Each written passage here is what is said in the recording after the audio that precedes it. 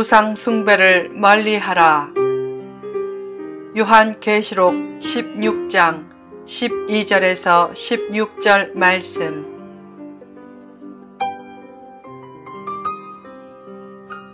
거짓에 미혹되지 말라. 본문에는 7 대접 심판 중 6째 대접 심판에 대한 묘사가 나온다. 본문 12절에서 유브라데 강물이 말랐다는 것은 동방 국가의 침입이 용이해졌다는 뜻이다.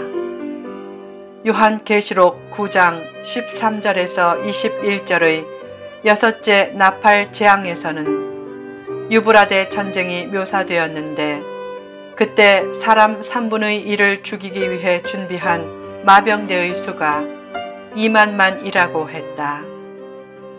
요한계시록 9장에 묘사된 유브라데 전쟁과 본문에 묘사된 아마겟돈 전쟁은 다르다. 이 두 가지 전쟁 묘사를 통해 마지막 때의 전쟁은 중국이 개입된 전쟁이 될 것이란 견해가 많다. 또한 개구리 같은 새 더러운 영이 사탄을 상징하는 용의 입과 적그리스도를 상징하는 짐승의 입과 거짓 선지자의 입에서 나왔다. 그 더러운 영이 이적을 행하여 온 천하 왕들을 꾀어 전능하신 하나님의 큰 날에 있을 전쟁으로 그들을 모은다. 어디로 모으는가? 예수님의 재림 전에 벌어질 마지막 전쟁 장소인 아마겟돈으로 모은다. 바로 그때 주님이 도둑같이 오시는데, 그때 깨어서 자기의 부끄러움을 보이지 않는 자가 복이 있다고 했다. 본문은 사탄의 무기가 무엇인가에 대한 사실을 새롭게 상기시켜준다. 13절에서 새 더러운 영이 사탄의 삼위일체인 용과 짐승과 거짓 선지자의 입에서 나온다는 말은 사탄의 가장 강력한 무기가 거짓말이란 뜻이다. 사탄은 거짓말의 천재이고 거짓 선동가다. 사탄이 거짓말을 하는 제일 목적은 하나님으로부터 멀어지게 해서 우상 숭배에 빠뜨리는 것이다. 종말 때는 거짓 종말론들이 영혼을 미혹하는 경우가 많기에 성경에 없는 신기한 종말 얘기들은 최대한 주의해서 들으라. 인터넷에 떠도는 두려움을 초래하고 호기심을 유발하는 신기한 종말론 얘기를 무조건 믿지는 말라. 특히 교주를 절대화하고 신격화하는 모습이 조금이라도 보이면 나는 사람을 바라보지 않으리라고 굳게 결심하고 그 영향력에서 벗어나라. 그렇지 않으면 미혹되어 결국 비참한 형편이 된다. 한때 노스트라다무스, 프리메이슨, 로스차일드, 시온의 정서 등은 오랫동안 시한부 종말론자들이 내세운 다양한 종말 브랜드가 되었고, 최근에는 마야 달력이 끝나는 연도라는 2012년 종말론이 기승을 부렸다. 그 2012년 종말론이 기승을 부릴 때 정작 중남미 마야인들은 정부와 관광업체들이 경제적 이득을 얻기 위해서, 그리고 종말론자들이 영혼을 미혹하기 위해서 그런 거짓된 종말론을 퍼뜨려 마야 문화를 모욕하는 쇼를 벌인다고 강력히 비난했었다.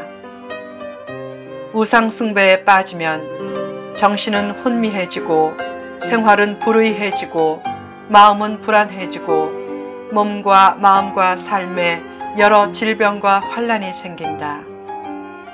악한 것에 중독되고 속박되면 비참해진다. 가정주부가 유혹의 소리에 넘어가 제비족에게 빠지면 잠깐 좋아 보여도 결국 수십 배의 고통이 찾아오듯이, 하나님을 떠나 헛된 거짓말에 미혹되면 잠깐 좋아 보여도 엄청난 고통과 속박이 뒤따른다. 한 젊은 주부가 동창회에 갔을 때 동창들이 유혹했다. 예, 너는 아직도 그걸 모르니? 요즘은 동창회를 통해서 다양한 탈선이 이루어지기도 한다.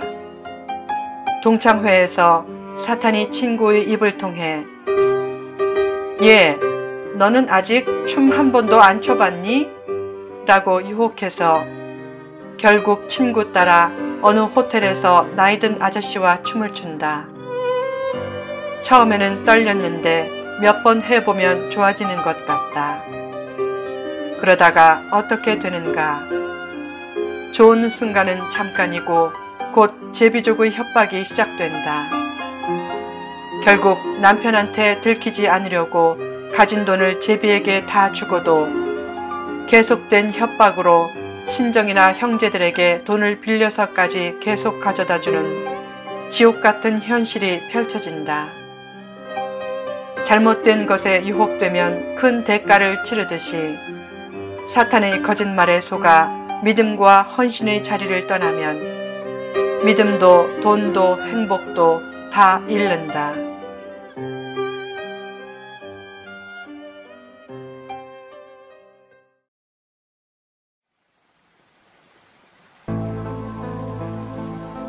우상 숭배를 멀리하라. 하나님보다 어떤 것을 더 앞세우고 사랑하는 모든 우상 숭배 행위에는 늘 부작용이 많고 문제가 많고 불행이 따른다. 돈을 높이고 사랑해보라. 그로 인해 사람의 마음이 얼마나 좁아지고 어리석게 되는가. 결국 돈은 고통스러운 비명소리를 남기고 언젠가 자기 곁을 떠난다. 그때 남는 것은 심한 상처와 허물로 인한 후유증뿐이다. 때로는 기적이나 능력도 우상이 될 수 있다. 본문 14절을 보면 사탄이 행하는 이적이 얼마나 놀라운 것인지 온 천하 왕들이 그 이적에 깜빡 속아 비참한 전쟁에 빠져든다. 그처럼 기적을 쫓아다니면 하나님을 잃고 바른 믿음을 잃고 불행에 빠진다. 기적이 일어난다고 하면 사람들이 몰려들지만 그것이 함정이다. 기적의 우상화 및 기적의 상품화에 미혹되지 말라. 삶 자체가 기적이란 기초 인식부터 분명히 가지라. 참된 기적은 생명을 살리면서도 결코 화려하지 않다. 사랑과 겸손이 전제되지 않은 기적을 주의하라. 참된 기적을 모르는 무지와 헛된 기적을 추구하는 욕심 때문에 오늘날 많은 성도들이 영혼을 살리는 참된 기적을 추구하지 않고 대신 영혼을 죽이는 연출된 기적에 미혹되어 기적의 우상화와 기적의 상품화에 빠지고 있다. 삶 자체가 기적임을 모르고 사랑이 가장 위대한 기적임을 모르는 사람에게 기적은 파멸과 불행의 전조가 될 수 있다.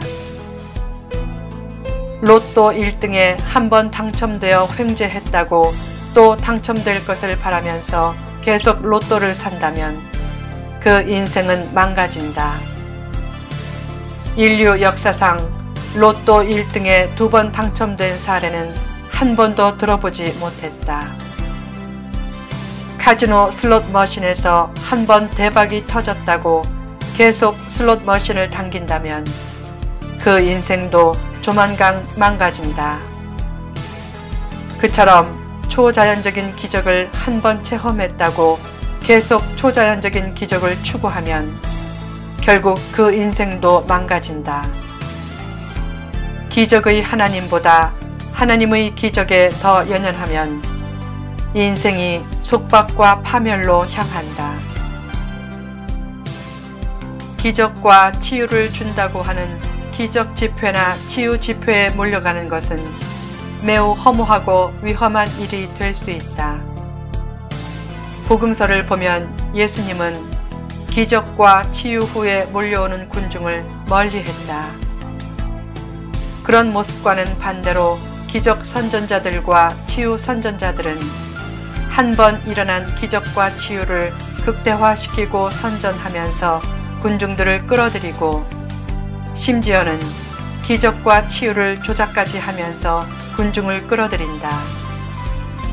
그런 조작은 금방 분별할 수 있는데 그런 분별력을 발휘하지 않고 미혹되면 고난과 시련과 속박이 평생 떠나지 않는다.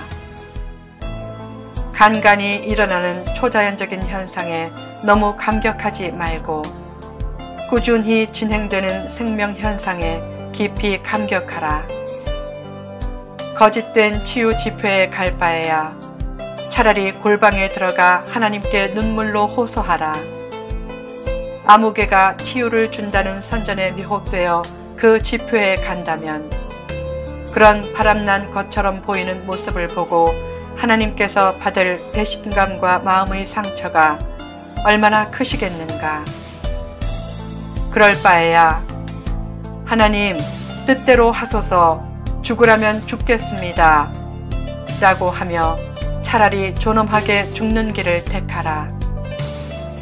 그런 마음을 가질 때 오히려 최상의 사는 길과 치유의 길이 열린다. 요즘은 악의 세력이 더 득세하고 외형적으로 더 커지는 것처럼 보이지만 악의 득세가 사탄의 능력이 원천적으로 커진 증거는 아니다. 다만 마지막 때가 되었고 주님 오실 날이 가까웠다는 증거일 뿐이다. 악의 득세를 볼 때마다 충성과 신실로 주님 맞을 준비를 하라. 주님이 도둑같이 오신다는 말은 생각지 않을 때 주님이 후련히 오실 것이기에 늘 깨어 준비하는 삶을 살라는 뜻이다. 무엇을 준비해야 하는가? 가장 중요한 것은 하나님만 바라보고 두려워하지 않고 흔들리지 않는 신실한 믿음이다. 하나님을 믿을 때 시시하게 믿거나 비천하게 믿지 말고 굳건하게 믿고 존엄하게 믿으라. 물론 성도이기 전에 사람이기에 때로는 흔들릴 수도 있고 넘어질 수도 있고 약한 모습을 보일 수도 있다.